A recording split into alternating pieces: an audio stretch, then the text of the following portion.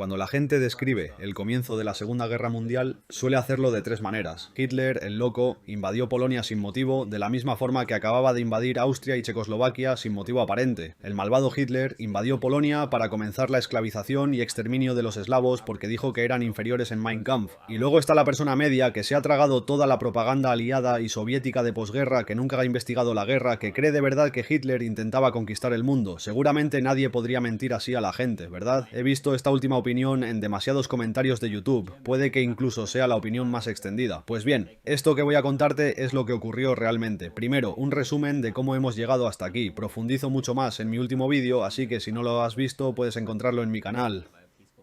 Alemania, después de acontecimientos no del todo de su propia creación, había aprovechado y se convirtió en uno con Austria, trajo a los sedados en los alemanes de vuelta al redil, y nadie realmente le importaba. El primer ministro británico Chamberlain estaba encantado de trabajar con Hitler para corregir los errores de Versalles por medios pacíficos. Sin embargo, Hitler traicionó la confianza de Chamberlain al apoderarse oportunistamente de Checoslovaquia cuando el Estado empezó a derrumbarse, en sus palabras, para restaurar el orden, pero para el resto del mundo esto pareció y fue una agresión no provocada. Después de esto, las teorías de la conspiración se volvieron locas. El ministro rumano en Londres, por razones desconocidas, dijo que tenía fuentes de que Alemania estaba a punto de invadir Rumanía inmediatamente, a pesar de que ni siquiera había una frontera común entre las dos naciones. Esto era una ficción total, pero por alguna razón el gobierno británico le creyó. La oposición británica al apaciguamiento creció, y los belicistas como Churchill, que estaban siendo pagados por figuras oscuras de la City londinense para oponerse a Hitler, ganaron influencia. Justo antes de esto, las negociaciones de Alemania con Polonia sobre la devolución de Danzig, una ciudad alemana, fracasaron. Para empeorar las cosas, Ian Colvin, un corresponsal británico con excelentes fuentes en Berlín, llegó a Londres informando de una inminente invasión alemana de Polonia. Al igual que el susto de guerra rumano, esto era falso, pero de nuevo, como antes, el gobierno británico optó por creer a Colvin. Inmediatamente después de la reunión con Colvin, el gobierno británico decidió que Polonia debía recibir una garantía. 4 días más tarde, un asombrado coronel Beck, ministro de Asuntos Exteriores de Polonia, recibió al embajador británico, quien le preguntó si aceptaría una garantía total de independencia polaca en caso de invasión alemana. Beck obviamente aceptó, no podía creer lo que acababa de ocurrir. 4 días antes de la reunión británica con Colvin, Hitler había emitido una directiva a su comandante en jefe del ejército. Decía: el Führer no desea resolver la cuestión de Danzig por la fuerza, no desea empujar a Polonia a los brazos de Gran Bretaña. Hitler nunca quiso la guerra con Polonia, quería una alianza con Polonia. No eran tan diferentes, después de todo.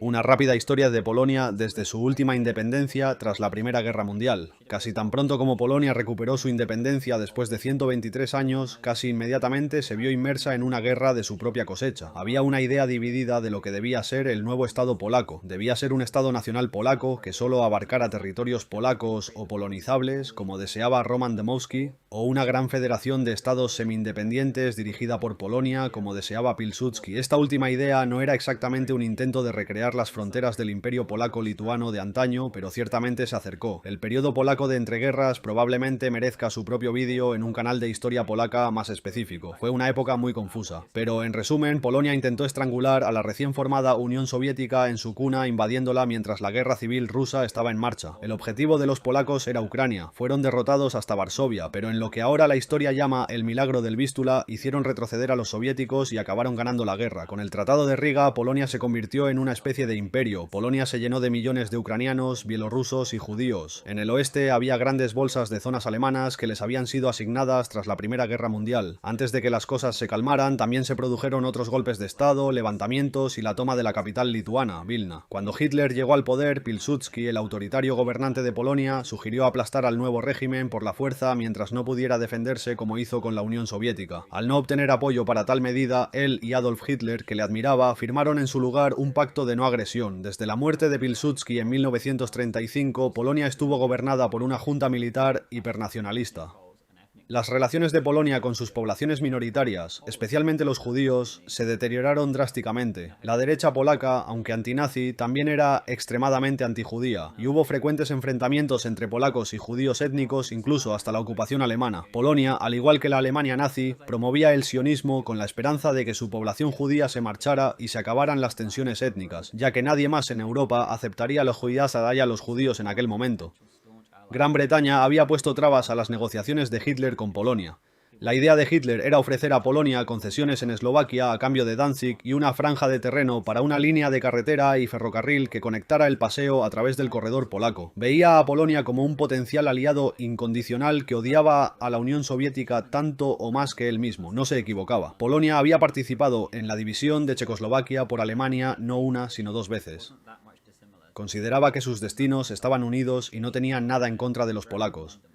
Admiraba enormemente a Pilsudski, el anterior gobernante y héroe de Polonia, pero ahora todo eso había llegado a su fin. Para impedir que los alemanes conquistaran el mundo, como algunos veían ahora en Londres tras los falsos sustos de Rumanía y los periodistas, Gran Bretaña había unido su destino a un régimen que no era muy distinto del alemán. Y a partir de ese momento, las negociaciones se pararon en seco. El arrepentimiento de Londres fue casi instantáneo. Cuando la realidad empezó a imponerse y vieron que Alemania no iba a conquistar Europa a su antojo como habían sugerido los dos sustos, empezaron a instar a los polacos a negociar. Después de todo, de todas las causas, hasta el momento no era la más lógica. La mayoría en Londres ciertamente pensaba así. Las demandas de Hitler no eran vistas como extremas por nadie en Londres. Incluso Churchill, el archibelicista, se acobardó a veces antes de la guerra. Los polacos no podían ser movidos, estaban muy contentos de no hacer nada ahora que tenían su garantía. Ni siquiera hablaron con los alemanes. Las personas de mentalidad más estratégica del Parlamento se horrorizaron cuando Chamberlain presentó la noticia de la garantía. La idea era que alineándose con Polonia, Gran Bretaña impediría cualquier tipo de acuerdo militar o económico germano-polaco después de haber firmado uno con Rumanía. Gran Bretaña temía perder su estatus de gran potencia si Hitler seguía con sus victorias incruentas, ganar un aliado en Europa del Este con un gran ejército y evitar que Gran Bretaña tuviera que ponerse en el camino de una alianza con la Unión Soviética que Winston Churchill, siempre la espina en el costado de Chamberlain, estaba pidiendo a gritos. ¿Cómo demonios iba a proteger Gran Bretaña, casi sin ejército efectivo, a una nación aislada al otro lado del continente entre dos superpotencias militarizadas? La respuesta era que no. Pero la lógica no se usaba en ese momento, se estaba en estado de pánico. El pobre Chamberlain había perdido la cabeza. El normalmente sensato y justo Chamberlain se había dejado llevar por las otras dos grandes voces, Halifax y Churchill. Halifax pensaba que una guerra era la única alternativa para evitar que Gran Bretaña se convirtiera en una potencia de segunda fila en Europa con la creciente influencia de Alemania. Churchill, entre otros, quería la guerra porque para eso le pagaba su amo multimillonario Strakosch en la City londinense. Gran Bretaña había cedido en Checoslovaquia, la nación más democrática de Europa del Este, en ese momento, con una frontera defendible solo para apoyar el régimen impredecible y agresivo de la Junta Militar en Polonia, con fronteras muy abiertas. La garantía tuvo el efecto exacto que querían Halifax y Churchill, pero no el que quería Chamberlain. Chamberlain esperaba hacer que Hitler se pensara dos veces lo de una guerra en dos frentes y se echara atrás, recurriendo en su lugar a las negociaciones. En cambio, 3 días después del anuncio de la garantía a Polonia, Alemania empezó a preparar el camino para una posible guerra. Del mismo modo que la política británica acababa de dar un giro de 180 grados, ahora también lo había hecho la alemana. De evitar la guerra a toda costa, ahora la guerra estaba sobre la mesa. De marzo a agosto de 1939, para asombro del gabinete británico que creía que Danzig debía ser devuelta a Alemania, los polacos ni siquiera lo discutieron con Berlín. Todas las negociaciones fueron rechazadas. En lugar de unirse a la cruzada nazi contra su enemigo mutuo, la Unión Soviética, a costa de Danzig, una ciudad alemana que ni siquiera importaba ya que ahora tenían su propio puerto, Gdynia, en la costa, optaron por cruzarse de brazos y confiar en la garantía británica. Como sabemos, por un ejemplo más reciente, negarse a negociar con tu vecino más grande mientras tienes una gran minoría de su gente en tus tierras no es una buena estrategia. La locura en el gobierno británico no hizo más que crecer. Azuzado por la prensa, los informes falsos y los miembros a sueldo del Parlamento, Chamberlain empezó a repartir garantías de guerra como si fueran caramelos. Y en poco más de un mes, Holanda, Bélgica, Suiza, Rumanía, Grecia y Turquía contaban con la garantía de Gran Bretaña. En abril, cuando se distribuyeron la mayoría de estas garantías, Gran Bretaña tenía 2 divisiones en Francia listas para el combate y ninguna llamada a filas. Lloyd George, ex primer ministro de la Primera Guerra Mundial, estalló diciendo: "Quienquiera que fuera responsable de estas ridículas garantías debería ser destituido y enviado a un manicomio". Incluso el embajador de Liberia se presentó pidiendo una garantía. ¿Qué demonios estaba pasando? En 1914, los ejércitos británico y francés, con millones de soldados, apenas impidieron que Alemania llegara a París. ¿Cómo iba a impedir ahora Gran Bretaña, con un ejército minúsculo, que Alemania entrara en Varsovia? Se suponía que Hitler pensaría que Gran Bretaña era neutral y que no estaba actuando deliberadamente en su contra. El 24 de abril, Hitler ya estaba harto y canceló el acuerdo naval anglo-alemán y el pacto de no agresión con Polonia. En Polonia, el mensaje debería haber sido muy claro: hora de negociar. Chamberlain se acobardó cuando invitó a Beck a Londres, y cuando se le pidió pidió que garantizara Rumanía junto a Gran Bretaña, se negó en redondo diciendo que no se enviaría a polacos a morir por los campos petrolíferos de Ploiesti o por Transilvania. Sin embargo, Beck esperaba que los británicos murieran por Danzig. El 28 de abril, Hitler expuso públicamente los términos que consideraría aceptables con Polonia. En todo el mundo fueron reconocidos como suaves. En resumen, Hitler dijo que estaba ansioso por llegar a un acuerdo pacífico. Polacos y alemanes tenían que convivir, les gustara o no, y nunca intentaría negar a los polacos su legítimo acceso al mar. Pero Danzig era una ciudad alemana y debía ser devuelta. Repitió todas las condiciones que aceptaría, excepto la de no mencionar públicamente que deseaba colaborar con los polacos contra los soviéticos en el futuro. Beck se levantó en la dieta polaca a su parlamento y rechazó las ofertas de Hitler. A partir de ese momento nadie habló. Mantuvieron la táctica de simplemente ignorar a Berlín. Los embajadores británicos en Alemania rogaron a Chamberlain que recapacitara y se echara atrás antes de que fuera demasiado tarde. Él nunca supo que los términos alemanes eran tan suaves. Pensaba que no podía haber paz hasta que se entregara Danzig y que era una causa justa. Aún así, los británicos se negaron a presionar a Beck para negociar. Comprensiblemente, Hitler asumió que eran los británicos los que estaban detrás de la negativa de Polonia a hablar. Gran Bretaña llevó las cosas aún más lejos. Siguió un cortejo de 6 meses a Stalin dirigido por Churchill. El único ejército que podía impedir que Alemania aplastara a Polonia, si así lo deseaba, era el Ejército Rojo. Stalin, como condición de su alianza, exigió que los estados bálticos se convirtieran en protectorados y que él pudiera marchar a Rumanía y Polonia para enfrentarse al ejército alemán. La cuestión aquí era que Rumanía y Polonia temían a Stalin mucho más de lo que temían a Hitler. Sabían lo que significaban las tropas del Ejército Rojo en su territorio, como toda Europa del Este descubriría más tarde. Stalin también quería una petición más justa, que si Hitler atacaba a la Unión Soviética, Gran Bretaña se uniera a la guerra en el bando soviético. Al final, las negociaciones británicas no llegaron a ninguna parte. Los alemanes tomaron la iniciativa e hicieron su propio pacto con Stalin. Nunca hubo competencia. Esto es conocido ahora por la historia como el Pacto Molotov-Ribbentrop. Gran Bretaña había metido a los soviéticos en el juego, y ahora el destino de Polonia estaba sellado para los próximos 50 años. Si se llegaba a la guerra, Stalin obtendría una mitad de Polonia, Hitler la otra. Stalin hizo un duro negocio, repitió su demanda de los estados bálticos y con el corazón encogido, Hitler aceptó. Hitler tenía una debilidad por el pueblo báltico, sabía que volvería más tarde de todos modos, y tenía razón. El pequeño país de Letonia tendría más reclutas de las SS que cualquier otra nación por un enorme margen solo unos pocos años más tarde para luchar junto a Hitler contra Stalin. Si hubieran sabido que Hitler acababa de entregar su país a Stalin, creo que la mayoría se lo habría pensado mejor. Una semana antes de la guerra, los británicos estaban aterrorizados por la realidad que habían provocado. Le rogaron a Beck que negociara. Pidieron a los polacos que enviaran un representante a Berlín para negociar inmediatamente. No fue la respuesta. Hitler también buscaba desesperadamente una salida. Se había asegurado a regañadientes un entendimiento con Stalin para evitar que los británicos lo hicieran primero, pero lo último que quería era una guerra con Gran Bretaña. Había escrito en Mein Kampf y hablado sin parar sobre cómo los británicos eran su alianza soñada. Hitler no tenía nada que ganar en Occidente y no le importaba una guerra con Francia o Gran Bretaña. Incluso dejó que Italia se quedara con el Tirol del Sur. Había descartado por completo cualquier demanda alemana en el oeste. Göring también estaba fuera tratando de asegurar algún tipo de acuerdo alternativo. Estos dos especialmente no querían la guerra con Gran Bretaña. El 30 de agosto Hitler envió su oferta de paz más benévola hasta el momento, devolver Danzig, pero los polacos pueden mantener los derechos económicos en la ciudad y que se celebren plebiscitos en el corredor para decidir su futuro. Los polacos dijeron que no. Algunos sugieren que esta oferta de paz era en realidad una estratagema nazi para ofrecer a Gran Bretaña una vía de escape. Parece probable que así fuera. ¿Cómo podría rechazarse una oferta así? Después de todo, la mitad de las cuestiones territoriales en Europa se habían resuelto por plebiscito de todos modos después de la Gran Guerra.